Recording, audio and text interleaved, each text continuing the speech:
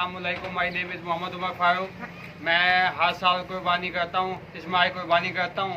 मुख्तलिफ जानवर लेके आता हूँ, गाय भी लेके आता हूँ, कट्टे भी लेके आता हूँ, बछड़े वगैरह लेके आता हूँ। ये पहले नंबर का कट्टा है, ये 4.5 मन का कट्टा है। इसका मैंने 30,000 पैसा डाला हुआ है। इंशाल्लाह आपको 8 बजे मैं गोश्त दूँगा। दूसरे नंबर की ये गाय है, इसका मैंने 25,000 हिस्सा डाला हुआ है। तो 5.5 मन की गाय है। ये इंशाल्लाह ये आपको मैं 9:30 बजे तक दूंगा गोश्त। तीसरे नंबर का ये कट्टा है, ये है तकरीबन 4 मन का। इंशाल्लाह मैं आपको इसका 11 बजे आपको गोश्त दूंगा। ये पूरे 4 मन का है। और चौथा जानवर ये है सामने वाला, ये 3.25 मन का है।